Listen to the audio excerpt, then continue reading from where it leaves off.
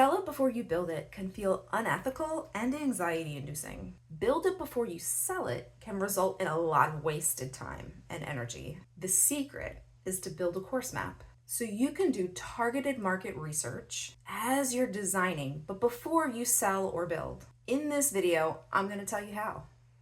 I'm Dr. Catrina Mitchum, and I have been designing and redesigning courses online since 2009. If you don't have a course map yet, I've got a video on why you should make one and a video on making one. There are 4 main ways to use that course map in your sales and marketing to save you time and energy. 1, using parts of the map to get feedback from the market. So in this case, you can use the goals, the tasks, the content, and put them to your audience. What do they want to learn? Does this goal sound like it's aligned with what you would want to get out of a course on XYZ?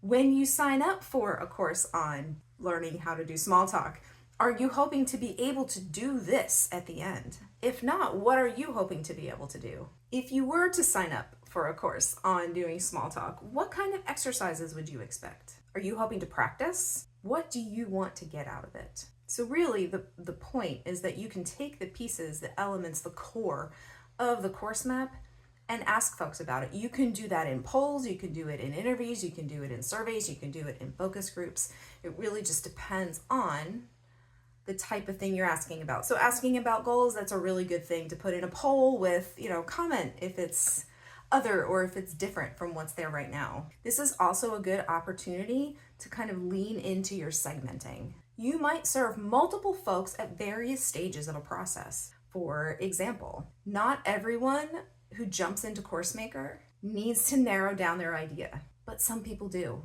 So I might start a poll with, do you have a billion ideas for your course?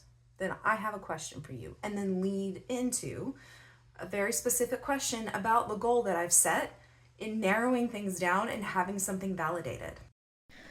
Okay, so I'm going to walk you through an example with a course map that we've been using. And so I'm going to look at the module on setting goals. So if I'm looking at some of my steps, I might ask when I'm doing the market test whether or not they have goals for their course. And then I might break it down. So are those goals specific? Are those goals measuring something?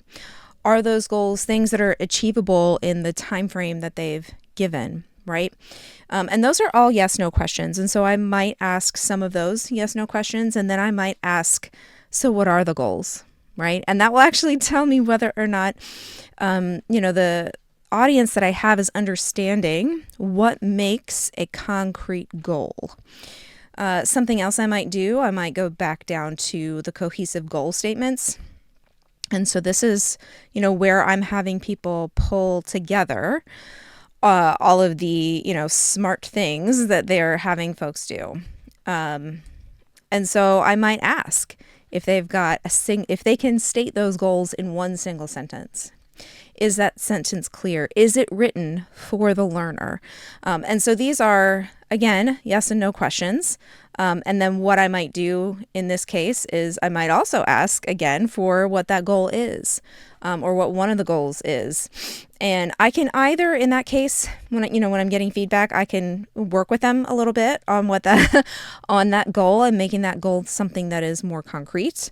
But it also tells me a lot about whether or not, when I say, do you have goals for the course that are concrete and measurable and specific, whether or not people are understanding what that means. And so what it might do is it might make me come back and give a little bit more context in the content pieces, right? I might get into a deeper explanation about why it's important to have things that are specific and measurable when you're designing a learning experience. Once you get that feedback on the various pieces of your map, and you don't have to get feedback on every little bit, make changes to the map. So if the goals weren't in alignment, it might be a goal they still need to reach, and you know that because you're the subject matter expert, but it might be that you need to change the language.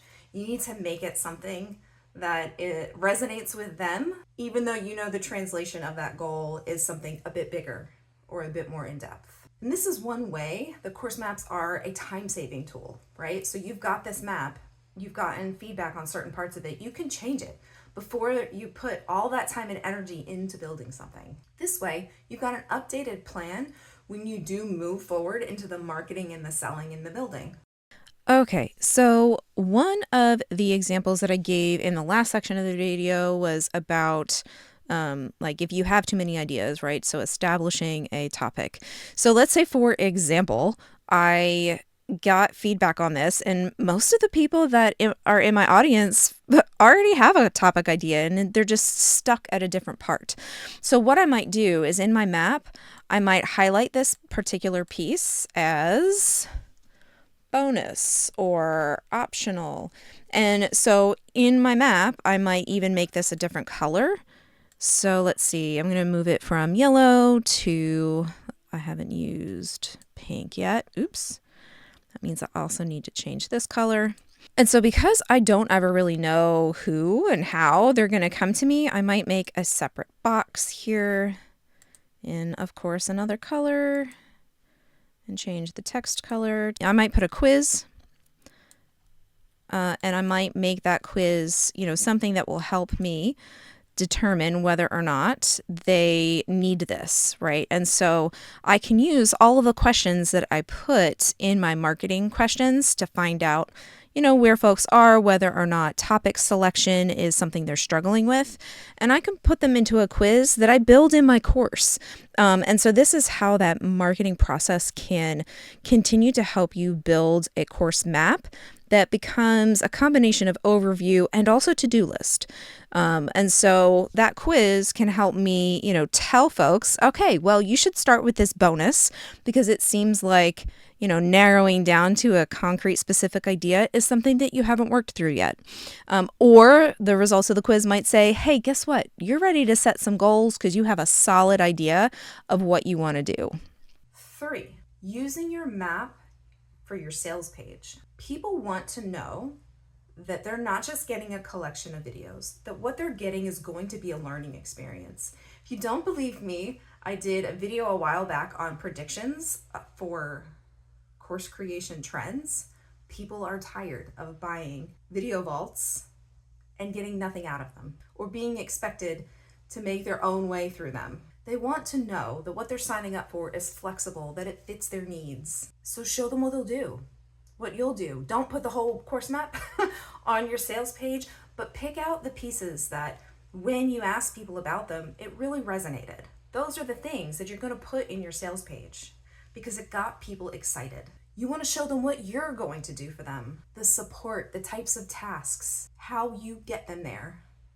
You're not just going to give them a bunch of videos and peace out. 4, using the map for a beta test. So what a beta test does for you is it gives you, it's an exchange, right? So you're offering your course at a discount and someone is going to, because of that discount, give you a lot of feedback. That's part of the deal there. The map can help you run the beta test because you can use it as your plan as you're building, and you can adjust the map as you're going. So if folks aren't reacting to something or they feel like there's a gap, you can build in and fill that gap as you're building the course.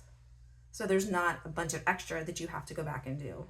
So beta testing is also a time-saving strategy. So as you're running the beta test, make sure you are adjusting your map so that it reflects what's in the course that you're building as you're building it. And that's the beauty of having an overview. Instead of building it out, it lets you be flexible so you don't feel like you're wasting time on something that nobody wants or nobody is engaging with. To validate your course, getting feedback in the planning and design stages is critical to saving time and building something people want. It creates a co-creation kind of space that's really beneficial to both you and your clients and leads to success. If you're looking for help with this process, jump on my Course Maker waitlist. The link is in the description.